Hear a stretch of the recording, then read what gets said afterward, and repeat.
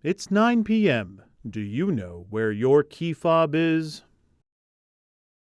Hey there, Nate Benson here. Tonight on the agenda, Sean Ryan says he passed his first snow test as Buffalo mayor, and some big endorsements in the race for the 61st Senate seat. Once again, we sit down with the candidates ahead of the special election. Plus, a retirement at the state legislature, another Kensington case in the courts, and city finances were once again argued in council chambers. This show has everything: snow, budgets, campaigns in the Kensington. Oh my! On the agenda starts right now.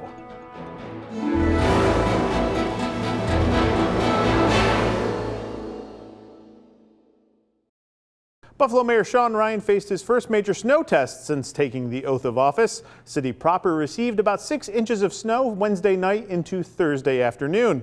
And normally I try to avoid snow coverage like I avoid proper grammar, but the Ryan administration put out a press release saying that his team passed the test while snow was still flying. I had to see this for myself. We go live to tape in North Buffalo, where Chief Snow Correspondent Nate Benson filed this report.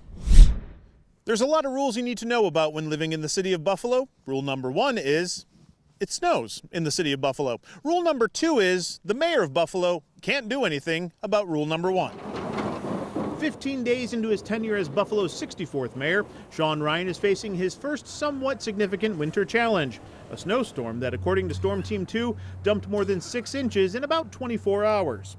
As you can see in this video from his Instagram page, Mayor Ryan toured the Broadway Barns and DPW dispatch today and issued a press release saying that the, quote, city passes first major snowfall test of 2026.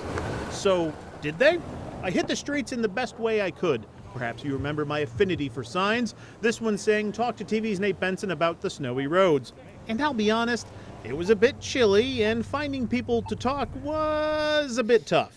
Am I rethinking some life choices at the moment? Possibly. Almost definitely, yeah. How are the roads? Are they okay? We have the thumbs up of approval from an NFTA bus driver saying the roads seem to be better under the Ryan administration. Hopefully nobody slides through the intersection and hits me. Although workman's comp could be, good. Eventually, Malik saw my sign, turned around, and came over to chat. What's your grade for the Ryan administration? How are the roads today? The roads seem pretty bad. As I was coming up from South Buffalo, a couple accidents, not gonna lie.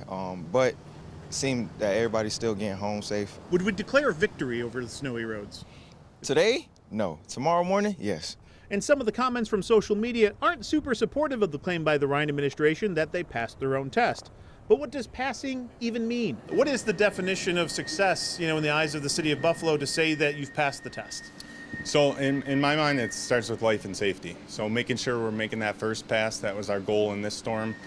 Everything's accessible for police, for fire, and then we'll go back and we'll clean it up, get it to the curb line. So to me, it's life and safety is success, making sure we're on top of it from the get-go. You've been around DPW for a while under many administrations. What was different this time around where you think you're able to say you guys passed with flying colors?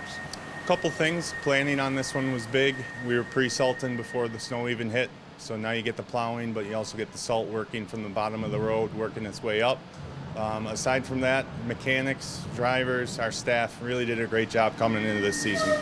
But nothing has drastically changed from a policy standpoint in the 2 weeks Ryan has been the mayor. And Nolan Skipper was the interim commissioner under former acting mayor Chris Scanlon and filed the current snow plan that his office is implementing with the Common Council last year. And while no one will argue that roads need to be cleared enough in order to ensure first responders can safely traverse down any street in Buffalo, residents likely have the expectation that when a plow comes down, the road will actually be cleared. Anything particularly unique about this? This was one of those slow and steady storms. It wasn't that inch per hour nonsense we've seen in the past, but anything unique about this one?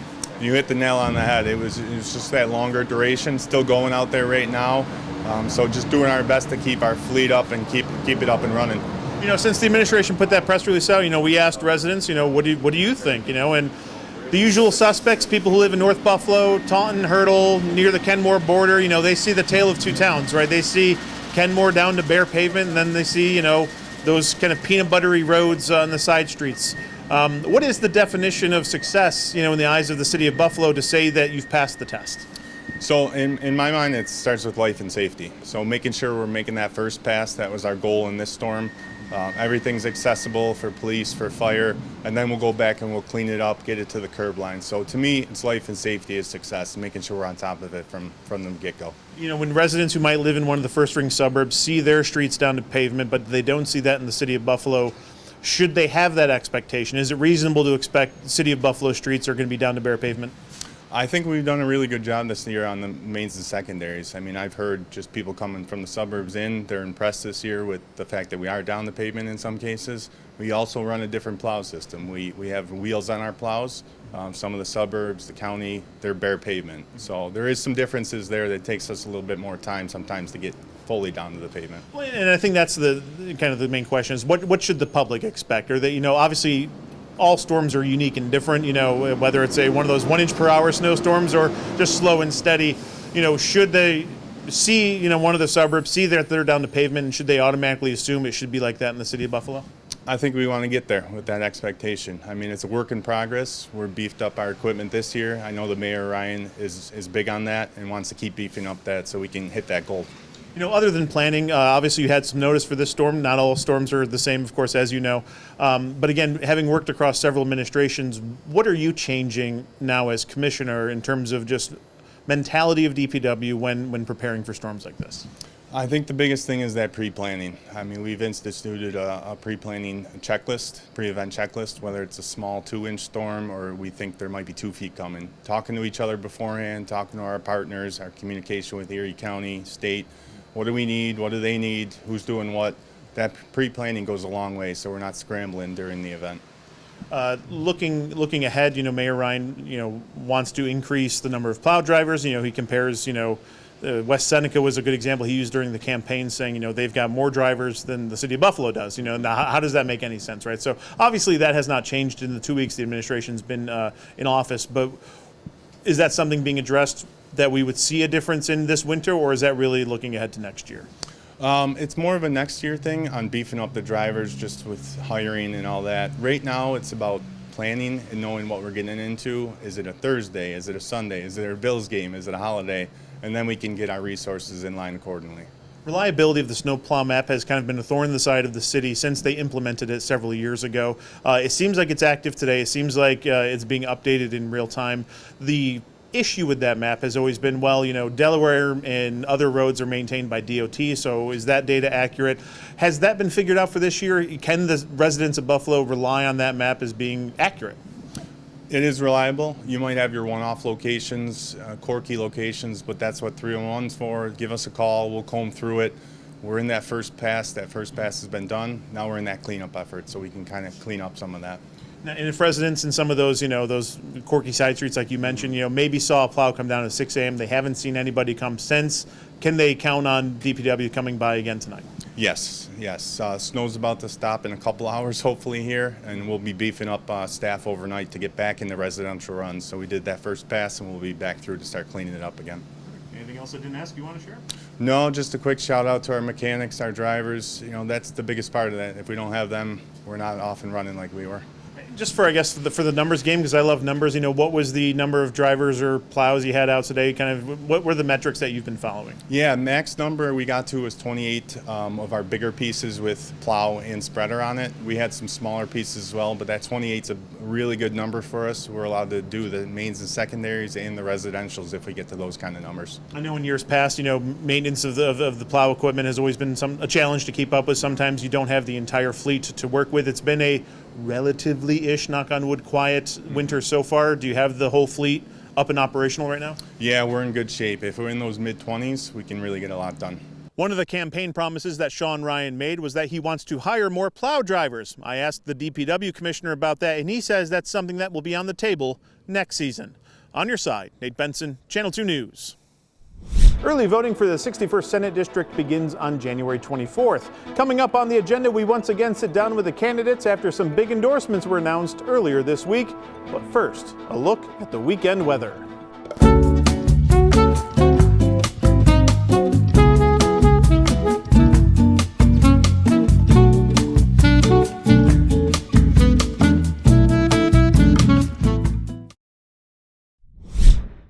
Last week, we sat down with Jeremy Zellner and Dan Gagliardo after they were formally announced as candidates for the 61st Senate seat. This week, both of them received some endorsements, sent some mailers, and started slinging some mud. Here's some of my conversations with both candidates from earlier this week. All right, good afternoon. My name is Mike Maritato. I'm the first vice president with the Buffalo PBA. We're here today with Dan Gagliardo, who's running for New York State Senate.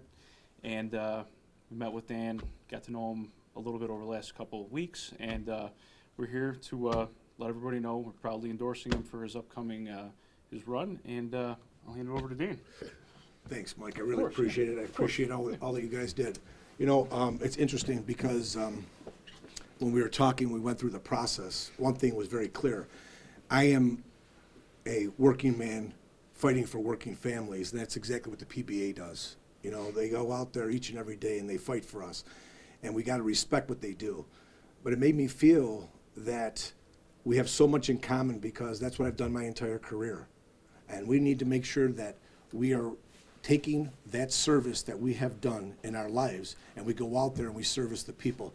The PBA doesn't ask you whether you're a Democrat or Republican or an independent or conservative when they come, and they protect you. And that's what I've been doing my entire time. My opponent doesn't have that experience. He doesn't understand what that means. We do, and we understand that as well. I also want to make sure it's very clear that this endorsement to me is an honor, because when you have the people go out there each and every day who fight to make sure that we're safe, it's important that we understand what they do and how they do it, and we promote them. And in Albany, I'll make sure that I'm fighting for them. I'm giving them everything that they need, and I'm going to be their voice, because that's what we should be doing. That's the job. That is what I need to be doing when I win this election. Are you surprised that there has been some pushback about the politics on the Dem side, particularly, you know, the party boss being nominated for that seat? I think that is the entire issue with Jeremy Zellner, that he has not treated people fairly.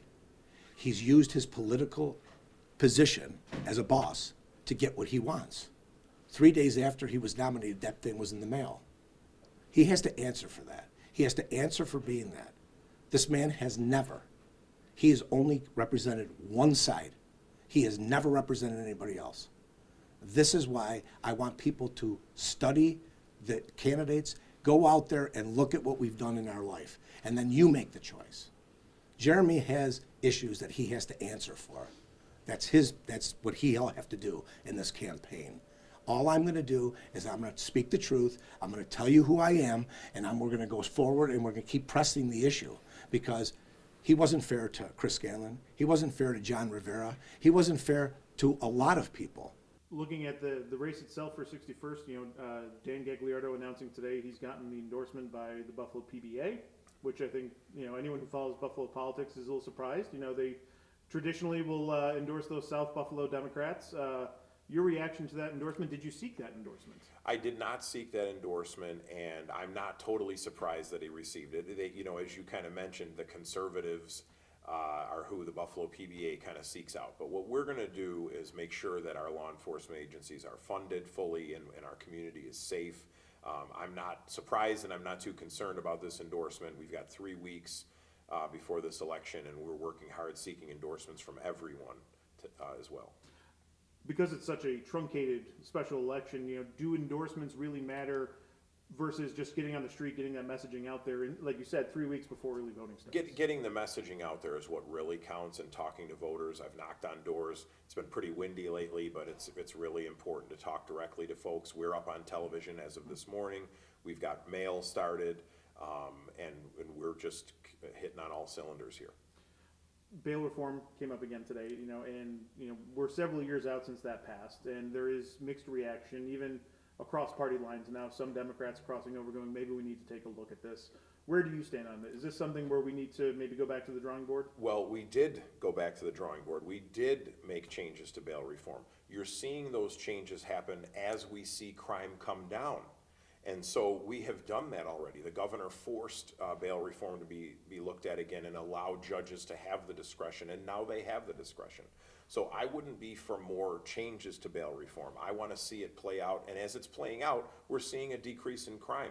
we're seeing a decrease in people who are being locked up. And that's what this is all about, is to keep the community safe, to save money for the community, and we'll continue to see that those crime rates could continue to go down.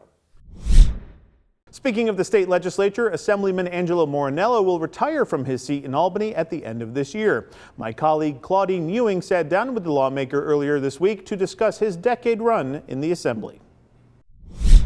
You have decided that it's time to leave the political structure in Albany. Why are you retiring? Well, I came to the conclusion, Claudine, I turned 80 in September. I have 2 young grandchildren. I have family. He says it's time. And the atmosphere in Albany has changed tremendously, and it continues to change. And that sense of bipartisanship is not there anymore. He was specific. It's more about personal partisanships and agendas as opposed for the good of the people. And so it becomes difficult to continue in that atmosphere. Assemblyman Morinello was elected in 2016 to represent parts of Erie and Niagara counties. Before that, he was a judge in Niagara Falls.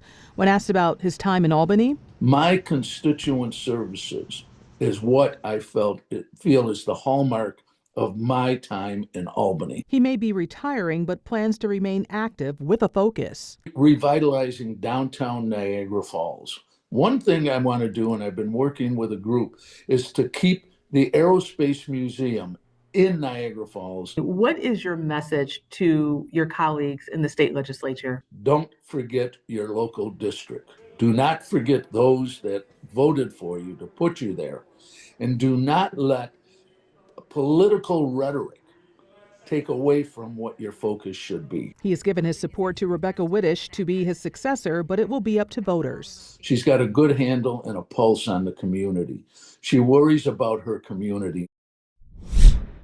Next on the agenda, city finances. Grab your abacus or a stiff drink. Either way, not much of it is going to make sense. We'll be right back.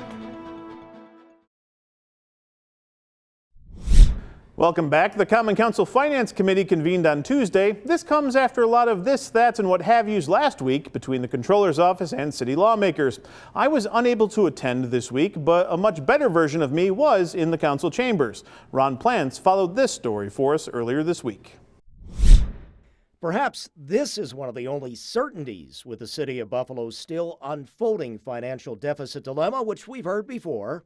Taxes are going to go up in the city of Buffalo. If anyone told you that's not going to happen, they're lying. And so today at Council's Finance Committee, we know we're going to raise taxes, but I don't want to desensitize people to the fact that we're raising taxes. But we want to provide them the real information out there. That information can be confusing, as we've told you, with a moving target deficit figure. An explanation today. So you can see the confusion for taxpayers. Absolutely. Even though we closed the books out this year, we said all of our revenues come in, fantastic, bills are paid, we're still left with a looming deficit in the out years. Isn't this all a moving target? And maybe you don't know exactly what the exact debt figure is right now. I think that's the fairest grasp because of the fluidity of these numbers. Those fluid numbers could include casino compact funding, actual sale price of city parking ramps, possible state assistance, and of new revenue from increased city fees along with taxes. Today, the Ryan administration officially downsizing the debt a bit. The gap now, they say, at the end of the fiscal year is about $17.4 million, and with more information, they project the future gap at just north of $20 million. Speaking of another story I missed out on this week because I was out of the office for a few days, the Kensington Expressway kerfuffle was back in court, this time the 4th Appellate Division in Rochester. Last year, a state Supreme Court judge tossed out a lawsuit that claimed the state had no right building the expressway because they destroyed a park in the process. That case was appealed, and my soulmate, Dave McKinley, was following the developments in Rochester. Was Humboldt Parkway a roadway or was it a park?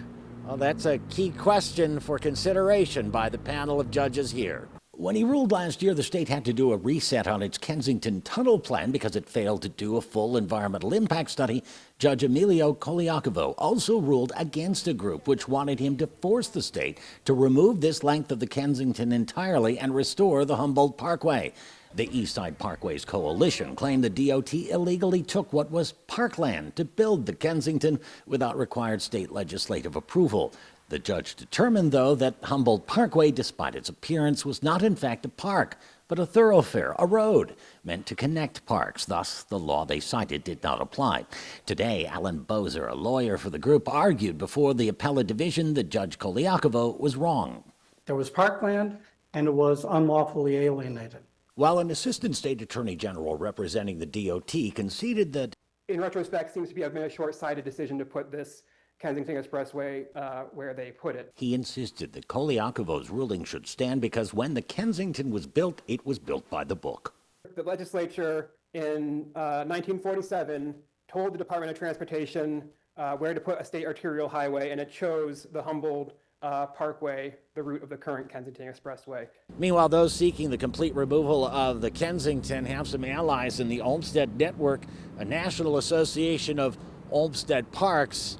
And more importantly, the panel of judges here has now granted that group intervener status in the case. They won't be litigants. They'll be treated as friends of the court, and they will be allowed to file briefs on behalf of those who seek the removal of the Kensington Expressway. On your side in Rochester, Dave McKinley, Channel 2 News. All right, that's going to do it for the agenda this week. Next week, I'm going to grade my own show. I expect it will be the best ever. Thanks again for watching. Remember, the news never stops on WGRZ+. I'm Nate Benson, and we'll see you at the next one.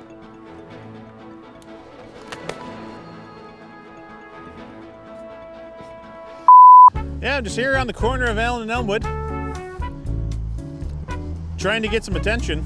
How'd the Buffalo Gals do it on Chippewa back in the day? That's what I want to know. I feel like I'm showing plenty of leg. I mean, nobody's even honked. It's not that I'm craving the attention, but you know, a little acknowledgement would be okay.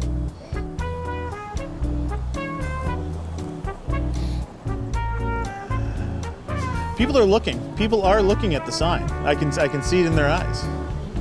But it's almost like they got somewhere to go. And standing on a corner in a wintry storm wasn't the best idea to execute this story. Hey, the Buffalo Police.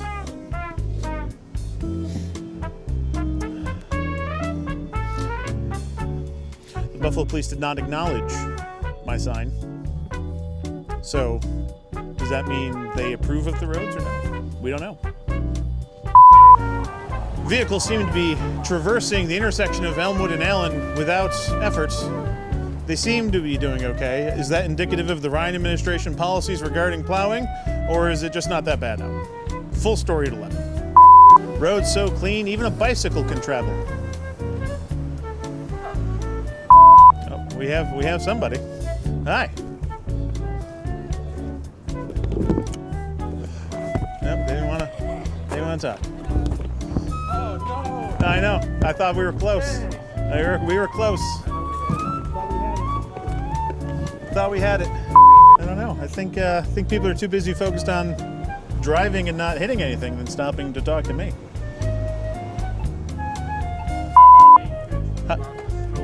How are you, sir?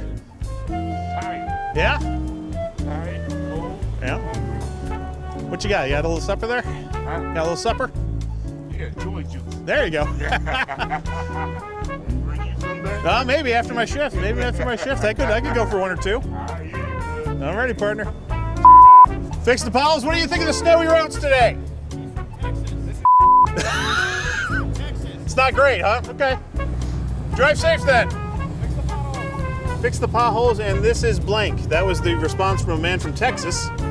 We'll have to censor that for the air.